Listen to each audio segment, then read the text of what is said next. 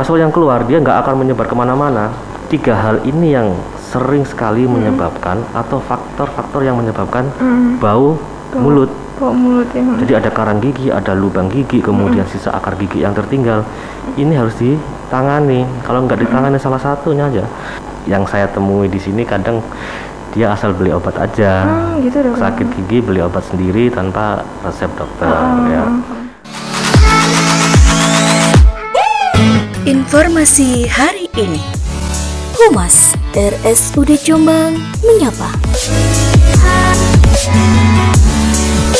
Bincang-bincang mengenai pentingnya kesehatan gigi dan mulut. Bersama Dr. Gigi Rahardi Setia Nugraha, SP Perio, dokter spesialis poli gigi RSUD Jombang. Kami melayani dengan sepenuh hati.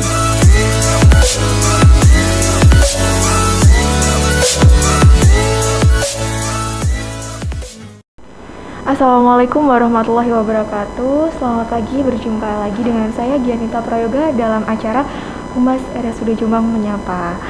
Sebelum itu kami dari Humas RSUD Jombang Menyapa mengucapkan Selamat Hari Raya Idul Fitri 1442 Hijriah. Mohon maaf lahir dan batin. Nah, kali ini tema yang akan kita bahas berbeda dengan tema-tema sebelumnya, karena sebelumnya kita membahas perihal COVID ya. Nah, kali ini sedikit berbeda karena tema yang akan kita bawakan ini akan membahas perihal gigi. Nah, yaitu tata laksana gigi goyang pada poli gigi di RSUD Jombang. Kali ini sudah kedatangan seorang narasumber. Beliau adalah dokter spesialis poli gigi di RSUD Jombang, yaitu Dr. Rahardi, SP Periodontis atau spesialis periodontis. Selamat pagi dokter. Assalamualaikum. Ya, bagaimana kabarnya dok hari ini dok? Alhamdulillah baik. Iya. Dokter, sebelum kita membahas tema hari ini, mungkin bisa perkenalkan diri kepada pemirsa Humas RSUD Jombang Menyapa terlebih dahulu ya dokter. Baik mbak. Ya. Assalamualaikum warahmatullahi wabarakatuh. Waalaikumsalam Ya, warahmatullahi perkenalkan wabarakatuh. saya salah satu staf medis di Poli Gigi RSUD Jombang. Nama saya Dr. Gigi Rahardi Satria Nugraha, spesialis periodontia. Mungkin background studinya dokter dulu kuliahnya di mana tahun berapa ya? Dulu untuk jenjang S1-nya saya di Erlangga, Unair. Lulus tahun 2009, kemudian lanjut program spesialisnya PTT dulu saya waktu itu 1 tahun di Kalimantan, kemudian 2011 selesai, lanjut program spesialis, lulus spesialis tahun 2014. Untuk mulai praktek di RSUD Jombang ini pada tahun berapa dokter ya sebelumnya? Setelah lulus 2014, kemudian bulan Oktober itu saya langsung bekerja di sini. 2014. Jadi memang sudah cukup lumayan lama juga sih. Nah dokter, kita kan akan membahas perihal tata laksana gigi goyang pada poli gigi di RSUD Jombang. Karena kita semua tahu bahwa gigi goyang ini sudah menjadi salah satu masalah yang mungkin banyak dokter tangani ya untuk pasien-pasien di poli gigi. Nah, mungkin bisa dijelaskan sih dok, apa itu gigi goyang sebelumnya? Sebelum saya menjawab pertanyaan itu, struktur gigi itu sendiri bagaimana? Kenapa kok gigi itu bisa goyang? Jadi sebelum saya menjawab tata laksananya, saya jelaskan dulu perjalanan penyakitnya, kenapa gigi itu sampai bisa goyang gitu ya. Jadi kalau kita perhatikan anatomi gigi ya, kalau kita belajar anatomi gigi itu kan ada yang kalau kita lihat di kaca itu mahkota gigi itu warnanya putih itu ya. Kemudian ada gusi, ada gusi yang warna merah itu ya. Sebenarnya di balik gusi itu atau di dalamnya itu ada namanya akar gigi, akar gigi. Jadi yang kelihatan itu hanya mahkotanya saja, sedangkan akar giginya tidak kelihatan. Nah, bidang perio itu mempelajari tentang jaringan yang menyangga gigi. Jadi struktur jaringan lunak dan keras yang menyangga gigi sehingga gigi kita itu bisa berdiri kuat. Oke. Nah, kalau ada salah satu atau beberapa komponen dari struktur penyangga gigi ini yang rusak atau istilahnya terinfeksi, itu maka gigi akan goyah atau goyang, begitu. Jadi ada semacam pondasi lah ibaratnya Betul. dokter ya. Kalau kita seperti kita ibaratkan membangun rumah, kita kan harus bikin pondasinya dulu, pondasi yang harus kuat agar nanti struktur bangunan di atasnya juga ikut kuat. Gitu juga dengan gigi. Gigi itu ditopang oleh jaringan penyangga gigi yang ada di bawahnya. Jadi kalau yang menopang itu sudah rusak, otomatis yang di atasnya juga ikut rusak. juga ya. Begitu. Untuk gigi lubang sendiri ini banyak dialami oleh orang dewasa atau anak-anak juga bisa dok pada umumnya? Anak-anak pun juga bisa, tapi penyebabnya beda-beda gitu. Kalau anak-anak gigi goyang biasanya paling sering kita jumpai pada masa-masa pergantian gigi dari gigi susu ke gigi permanen. Itu gigi susu itu dia akan terdorong oleh gigi permanen yang ada di bawahnya. Jadi otomatis gigi itu akan goyang. Itu fisiologis, itu normal sih itu memang, bukan karena penyakit atau kelainan. Tapi kalau pada orang dewasa rata-rata paling sering karena infeksi gigi. Jadi karena infeksi jaringan penyangganya rusak, gigi itu goyang seperti itu. Selain ini kan ada juga di sini jelaskan karena penyebabnya salah satunya adanya karies ya dokter ya. Karies bisa. Itu apa sih dok karies itu dok? Karies itu nama lainnya gigi lubang. Oh gigi lubang ya. Betul. Beda lagi dengan karang gigi itu ya dok. Karang gigi lain lagi. Iya. Apakah karang gigi ini sudah salah satu penyebab dari gigi goyang ini juga ya, bisa dok? betul sekali. Jadi faktor utama penyebab kalau pada gigi yang dewasa ya. Gigi itu tidak lubang, ya, nggak ada lubang, kemudian masih bagus ya pokoknya, nggak ada lubang, bagus. Tapi kok tiba-tiba goyang, nah ini harus kita waspadai. Biasanya kalau kita cek di rongga mulutnya itu banyak karang gigi. Nah, jadi penyebabnya dari karang gigi ini. Kenapa kok karang gigi bisa menyebabkan gigi itu goyang? Karena prosesnya, kalau sudah gigi yang sudah tertempeli oleh karang gigi, ya, jadi di karang gigi itu seperti rumahnya bakteri ya, tempat berkumpulnya banyak bakteri di situ.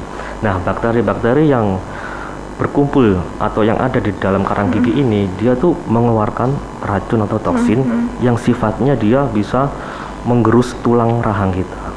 Tulang tempat gigi itu berdiri.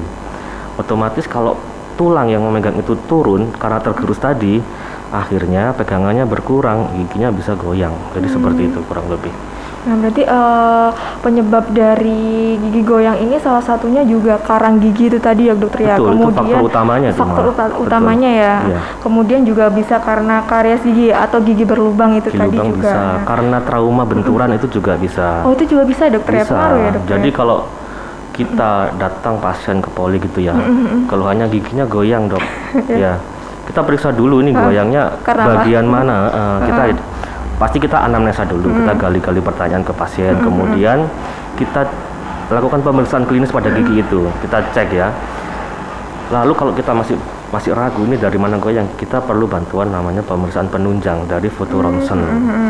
Jadi nanti itu bisa kelihatan. Jadi kalau kita cek giginya itu goyang, bisa jadi mahkotanya yang goyang, atau tulang rahangnya goyang, atau bisa juga karena ada yang bagian patah di akarnya gigi itu goyang. Nah, jadi nanti itu kalau di foto ronsen kelihatan semua bagian mana yang patah ya. Entah itu mahkotanya, entah itu akarnya, entah itu tulang rahangnya kita sendiri. Nanti kelihatan. Jadi kalau itu ada beberapa yang patah itu pasti goyang. Kalau mahkotanya goyang ya tindakannya juga beda nanti. Jadi mungkin cukup diambil mahkotanya. Beda-beda tindakan ya dokter ya. Betul. Yang penting kita harus bisa menegakkan diagnosanya dulu. Nah, ini kan bahwa penyakit gigi goyang ini dapat menjadi sumber infeksi ya dokter ya bagi kesehatan gigi mulut seseorang. Nah, apakah penyakit gigi berlubang ini atau gigi goyang ini juga bisa pengaruh terhadap penyakit-penyakit lain dokter ya? Penyakit untuk lain? Kedepannya iya, atau istilahnya apakah gigi goyang ini sangat berbahaya gitu dok kalau memang tidak ditangani? Gini, biasanya keluhan utama pada pasien kalau gigi itu goyang, itu yang dirasakan pertama adalah ketidaknyamanan saat mengunyah makan. Ya pasti, karena pasti itu dok.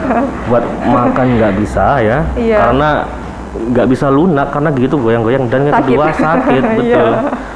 Nah, yang kedua kalau ditanya apakah bisa pengaruh ke penyakit yang lain, itu ada jurnal yang menulis kan penyebab utamanya itu karang gigi, bakteri yang ada di karang gigi. Nah, bakteri yang ada di karang gigi itu kalau masuk ke pembuluh darah kan bisa ke seluruh tubuh. Jadi bisa ke jantung, bisa juga orang sering pusing, migrain itu. Iya, biasanya kan kebanyakan sakit gigi terus tiba-tiba migrain. Itu pengaruh ya dokter ternyata sarafnya. Itu ada hubungannya, memang sudah ada jurnal ilmiah yang menyebutkan seperti itu. Jadi setelah dibersihkan karang giginya kemudian jauh berkurang keluarnya bisa juga dari situ. Ya, berarti dapat disimpulkan bahwa sebenarnya gigi berlubang ini banyak orang yang menyepelekan penyakit ini ya dokter ya biasanya. Bukan gigi lubang, gigi yang gigi goyang. Maaf ya, gigi goyang. Terus berarti untuk gigi goyang sendiri ini juga bisa berpengaruh terhadap penyakit sistematik lain juga ya, seperti migrain gitu ya dokter ya. Bisa jadi. Nah dokter, untuk bagaimana sih pencegahan awal yang harus kita lakukan agar kita terhindar dari gigi goyang ini dokter? Oke. Jadi yang pertama ya, yang pasti yang sering kita edukasikan ke pasien adalah jangan nunggu ada keluhan gigi. Jadi sebaiknya rutin kontrol ke dokter gigi 6 bulan sekali. 6 bulan sekali itu normalnya. Kalau tidak ada keluhan ya 6 bulan sekali itu. Jadi kalau misalnya ada keluhan sedikit langsung jangan nunggu 6 bulan. Itu yang pertama. Kemudian cara menyikat gigi. Cara menyikat gigi yang harus betul juga. Kadang saya setiap ada pasien periksa itu juga saya jelaskan, saya tanya gimana cara sikat giginya sudah betul atau belum. Biar rata-rata gini ya, horizontal. Gitu. Padahal harusnya gini ya dok. Iya, ini salah. Jadi harusnya gini. Harus atas bawah. Betul, gitu ya. atas bawah. Seperti itu. Kemudian itu tadi pentingnya kontrol rutin 6 bulan sekali itu untuk mengetahui itu ada karang gigi yang sudah menumpuk atau belum. Nah, itu perlu, karena kalau sudah ada karang gigi itu harus segera dibersihkan.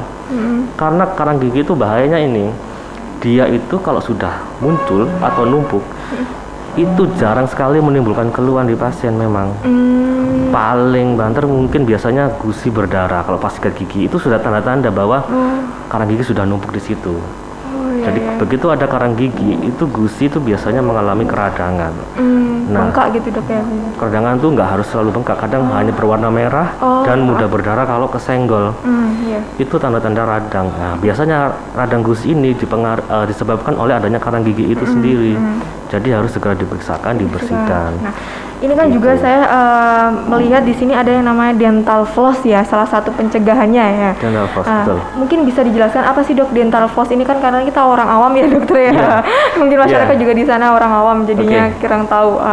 Jadi untuk bisa mendapatkan kebersihan gigi secara optimal ya, selain sikat gigi, kadang kita juga perlu berkumur dengan obat kumur. Kemudian dental floss juga sering digunakan kalau memang dirasa itu ada beberapa sisa makanan yang masuk ke dalam sela-sela gigi dan nggak bisa dikeluarkan dengan cara sikat gigi. Jadi itu perlu kita pakai dental floss. Dental floss itu benang gigi, benang gigi ya.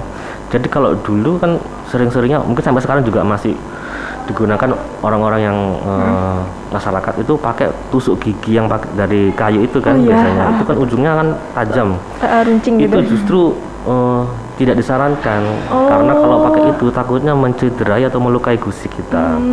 Justru malah nanti gusi makin meradang, makin infeksi bisa-bisa seperti itu. Makanya ada namanya dental floss, itu aman untuk gusi, dia nggak melukai gusi gitu. Dental floss ini apa bisa dilakukan di rumah bagi orang awam atau harus pergi ke fasilitas kesehatan ya dokter ya? Enggak, itu bisa dibeli di toko-toko umum ya, bisa tanpa resep. Berarti sudah tersedia ya dok? Iya, banyak sekali. Saya kira kita harus pergi ke fasilitas kesehatan dulu baru kita bisa mendapatkan pelayanan dental floss itu tadi.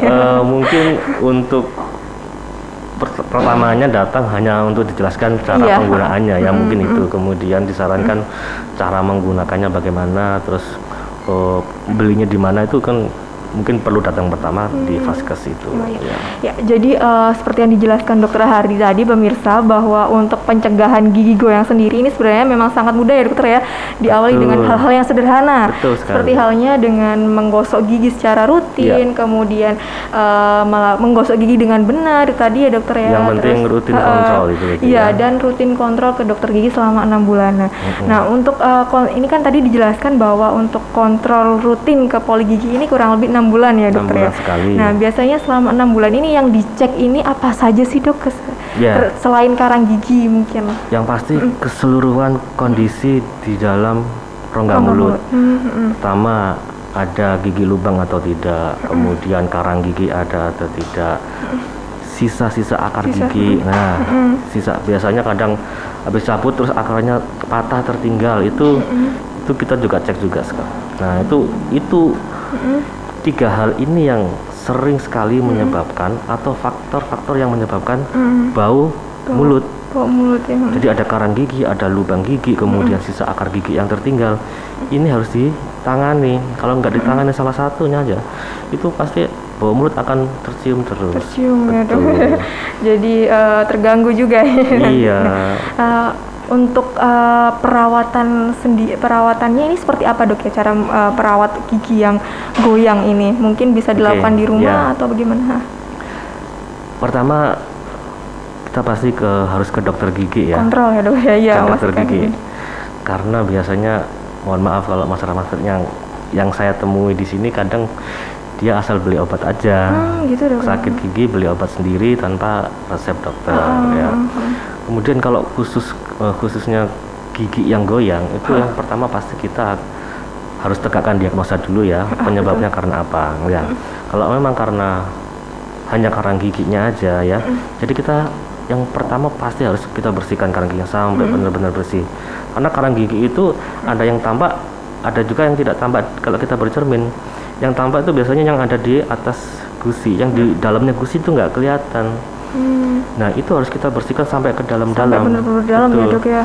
Jadi kalau kita bersihkan, kalau kita misalnya mbaknya atau pemirsa yang melihat ini melakukan perawatan pembersihan karang gigi, itu mestinya harus sampai ke dalam-dalamnya. Jadi jangan takut atau jangan kaget kalau sampai gusinya berdarah-darah. Iya, normal itu justru ya memang harus seperti itu. Kalau nggak berdarah malah nggak normal itu.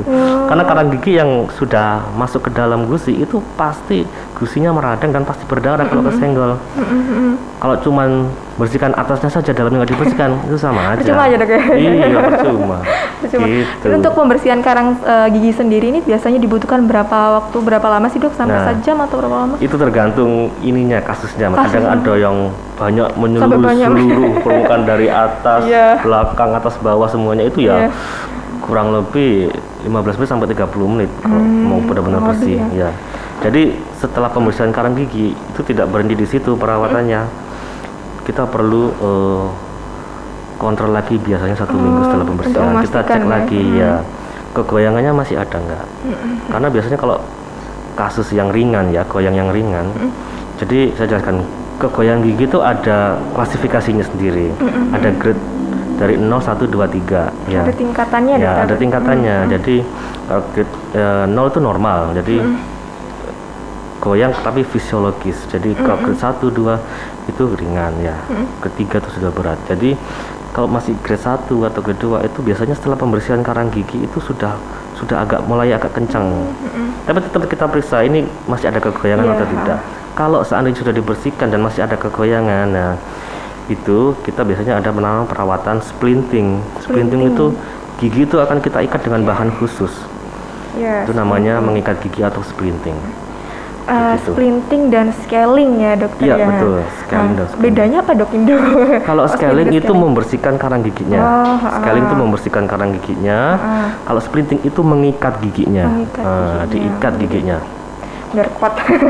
Iya. Dokter, ini kan tadi sudah dijelaskan bahwa untuk gigi goyang pada yang terjadi di orang dewasa. Nah, sekarang yang ingin saya tanyakan sih dok, seberapa penting bagi anak-anak untuk mengedukasi kesehatan gigi dan mulutnya? Karena kan kebanyakan anak-anak kan banyak juga yang giginya lobang nih ya dok ya.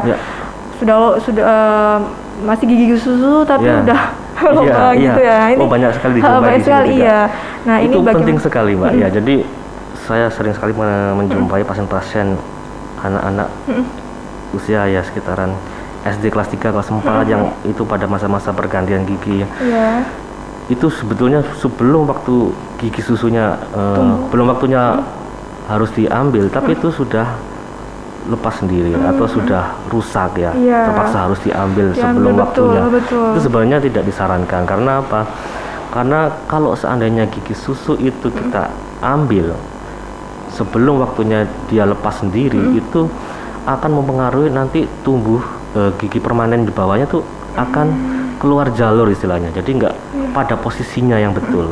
Bisa ke depan, bisa ke belakang, bisa ke samping. Tidak tertata. Jadi jadinya. akhirnya pada saat gigi dewasanya tumbuh semua, nggak rapi giginya, Iya, tumbuhnya tidak berantakan. rapi, berantakan.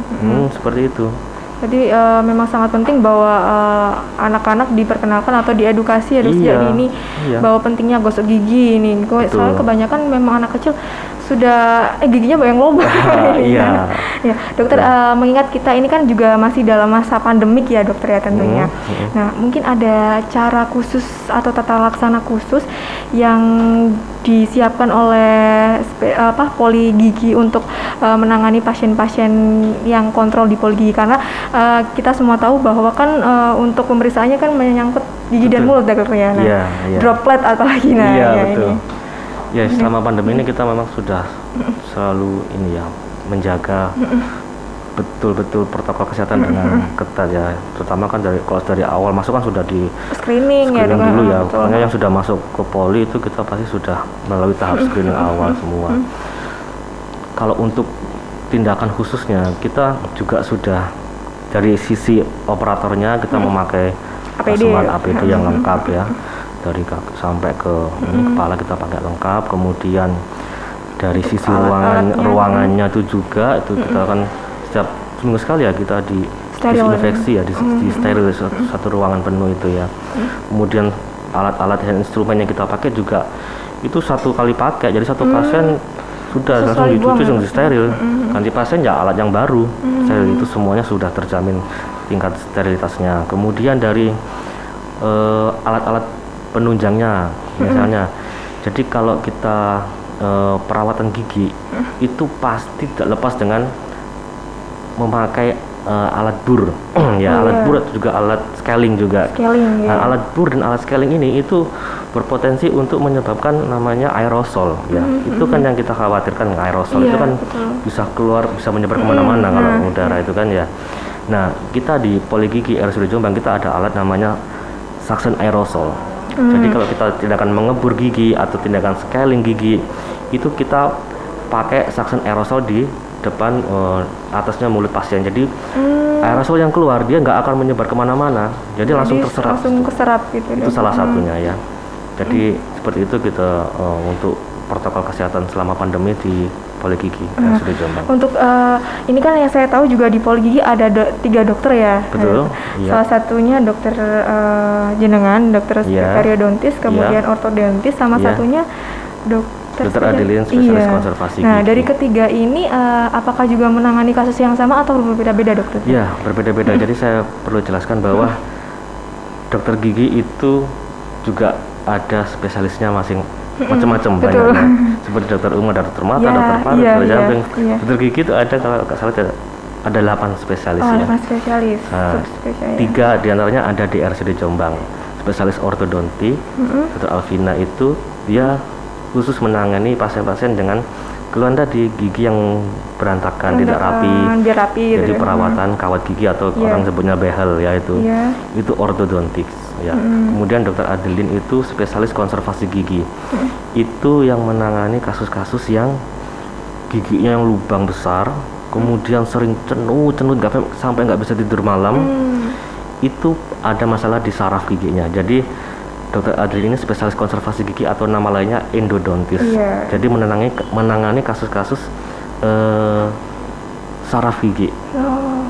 Jadi saraf gigi. Jadi yang bikin gigi cenut-cenut sampai kita nggak bisa tidur, nggak bisa Saya makan, nggak bisa pusing. aktivitas lah pokoknya. Itu karena ada kelainan di saraf giginya. Jadi perlu perawatan di dokter gigi spesialis konservasi gigi. Iya. Untuk polinya sendiri bukanya di Poli Gigi ini dari hari apa sampai Dari hari apa? Senin sampai hari Jumat. Oh ya, Sabtu Minggu libur ya dokter ya. Nah. Iya, sama seperti yang Iya.